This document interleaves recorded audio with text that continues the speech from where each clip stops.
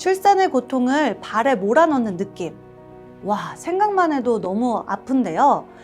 출산을 여성분들이 겪는다면 이 고통을 호소하는 남성분들도 많아지고 있습니다.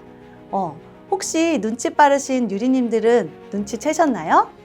네, 바로 통풍인데요.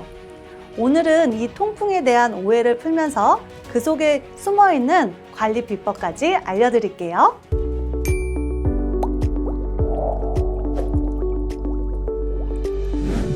유리님들 안녕하세요. 토론토에서 건강한 이야기 전해드리는 영양학 박사 클라라입니다. 안녕하세요. 건강 PT 스텔라입니다.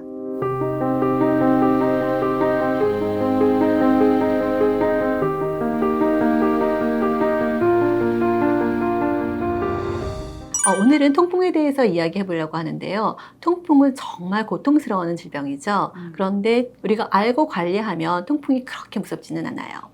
근데 박사님, 통풍은 왜 생기는 건가요? 통풍은요, 우리가 음식을 먹으면 그 안에 퓨린이라는 성분이 있어요. 네. 그 퓨린이 이제 요산으로 전환이 되는데 그 요산이 모양이 삐쭉삐쭉 바늘처럼 생겼어요. 이렇게 삐쭉삐쭉? 뾰족뾰족. 예. 그런 게 그게 많이 모이면 관절에 쌓여서 그 관절 옆을 막 이렇게 찌르니까 통증도 막 굉장히 많고 그 다음에 염증도 생기고 그렇게 되는 거죠. 그리고 또 이게 또 소변으로 잘 나가야 되는데 나가지 못하게 되면 요산이 더 쌓여서 통풍이 생기는 겁니다. 그럼 이 요산이 원래 나쁜 건가요? 아니요, 요산은 항산화 작용도 하고요, 뇌 신경세포를 보호하는 역할을 해요. 그런데 이게 너무 많이 있으면 이제 우리 몸에 쌓여가지고 이렇게 통풍을 만드는 거죠. 그래서 혈중 요산 농도가 높아지는 것이 문제예요. 그럼 이 혈중 요산 수치가 높아지면 무조건 통풍이 되는 건가요? 그렇지는 않아요. 혈중 요산 수치가 높다고 다 통풍으로 넘어가는 건 아니고요. 보통 연구에 의하면 이제 요산 수치가 높은 사람들의 한 5에서 16%가 통풍 발작이 생긴다 정도가 되니까 그렇게 높지는 않죠. 근데 이제 그럼 사람들이 막 안심을 해. 근데 그러면 안 되는 게 요산 수치가 높다는 것 자체가 이제 통풍 위험이 높다라는 얘기이기 때문에 그때부터는 관리를 하셔야 돼요. 이렇게 사람들이 통풍에 대한 잘못된 지식과 오해들이 굉장히 많은데 오늘 박사님께서 그 오해에 대한 진실을 속 시원하게 풀어주시면 좋을 것 같아요. 네, 풀어드리겠습니다. 자, 그럼 한번 시작해 볼까요? 네. 그러면 첫 번째는 멸치 국물로만 낸 국도 안 좋은가요? 네, 그 말 나올 줄 알았어요. 예, 멸치 국물 자체는 그렇게 큰 문제는 없어요. 그런데 이제 문제는 멸치죠. 예, 멸치는 이제 퓨린이 그 100g당 한 700에서 1100mg 정도 굉장히 많이 이렇게 많네요. 농축되어 있어요. 거기다 이게 건어물이잖아요. 그러다 보니까 이게 농축돼서 그 멸치볶음을 먹는다. 그러면 통풍이 있으시면 안 돼요라고 제가 뜯어 말려요. 예, 그런데 이제 국물을 먹는 거기 때문에 이제 물에 희석이 됐으니까 그 정도는 괜찮아요. 근데 이제 너무 요산 수치가 높은 분 같은 경우는 이거는 주의하시고요. 그래서 저는 대신에 채소로 이렇게 국물을 내서 거기다가 이제 음식을 해서 드시는 게 좋습니다라고 권장을 드리죠. 그러니까 멸치 국물은 조금 괜찮은데 이제 멸치를 먹는 건 좀 위험하다는 거네요. 예. 네. 그러면 이제 두 번째로 이 질문을 굉장히 많이 들어보셨을 것 같은데 두 번째 질문은 맥주 말고 와인이나 소주는 괜찮은가요? 내가 그 질문 나올 줄 알았다. 저도 많이 들은 것 같아요. 예, 상담하러 오시는 분이 제가 통풍 상담도 많이 하거든요. 근데 저 맥주 대신에 소주나 위스키 먹었어요. 잘했죠? 막 또 혼나고 가시죠. 이제. 예, 문제는 이제 맥주 같은 경우는 효모가 있어서 퓨린 함량이 굉장히 높은데요. 소주나 위스키는 효모가 없잖아요. 그 대신 알코올이 있잖아요. 그래서 알코올 자체가 요산 배출을 막기 때문에 그래서 안 좋은 거예요. 또 이제 와인 드시는 분 대신에 나 와인 먹어요. 근데 마찬가지입니다. 알코올이 들어있기 때문에 요산 배출이 잘 안 돼요. 그래서 통풍 위험이 있으신 분들은 일단은 술을 끊으시는 게 좋습니다. 맞아요. 이게 뭐 퓨린도 나쁘지만 이 알코올도 모든 병에 안 좋으니까 이걸 보고 계신 유리님들은 알코올 안 됩니다. 자, 그럼 세 번째 질문 한번 들어가 볼게요. 세 번째, 콜라나 과일 주스 같은 단 음료도 통풍에 안 좋나요? 제가 이제 고기 먹는데 저는 고기도 잘 못 먹고 그 다음에 이제 소주도 못 먹고 술도 못 그러니까 먹으니까 이제 콜라 마셔야 되지라고 하는데 액상과당. 액상과당이 또 요산을 많이 만들어요. 그렇기 때문에 안 됐지만 물이나 차를 드시기를 권장드립니다. 그래야 되겠네요. 네. 네. 자, 그렇다면 네 번째, 네. 시금치, 버섯은 퓨린이 많다던데 안 먹어야 하나요? 이렇게 물어보셨어요. 시금치나 버섯 같은 것도 다른 채소에 비하면 조금 더 이제 퓨린 수치가 높은 편이에요. 그런데 뭐 시금치 100g당에 이제 퓨린이 50에서 60mg밖에. 아까 약간 멸치 막 좋네요. 700에서 1100 막 가다가 에이 막 그러잖아요. 그래서 그냥 시금치나 버섯 같은 건 그냥 드셔도 괜찮아요. 그리고 식물성 퓨린은요, 동물성 퓨린보다 통풍에 좀 덜 영향을 준다는 보고가 있기 때문에 채소는 그렇게 걱정하지 않으셔도 돼요. 근데 퓨린이 가장 많이 들어있는 이제 내장육이나 붉은 고기, 뭐 해산물 이런 거를 더 많이 이제 주의하시고 술은 안 되는 거 기억하시고요. 통풍 때문에 이렇게 식단이 고민이신 분들은 좀 네. 어떻게 보면 채소 위주로 드시면 괜찮겠네요. 네, 예.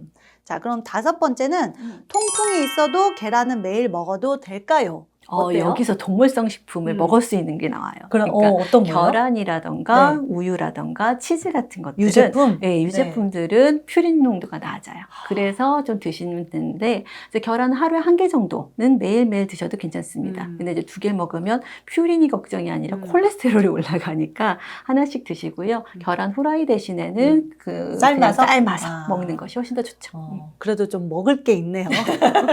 뭐 안 되고 그래서 네. 통풍 환자들 좀 힘들겠다 생각했는데 네. 먹을 게 좀 있었어요. 네. 자, 그렇다면 여섯 번째, 단백질 파우더는 먹어도 될까요? 예, 단백질 파우더는 2가지 종류로 만들잖아요. 유청 단백질 아니면 콩으로 만드는 그런 거잖아요. 그래서 유청 단백질은 아까 말씀드린 것처럼 유제품에서는 퓨린 함량이 낮아요. 그래서 단백질 파우더를 먹어도 괜찮은데 문제는 너무 많이 먹으면 신장에 무리가 되겠죠. 그래서 신장 기능이 떨어지니까 좋지가 않죠.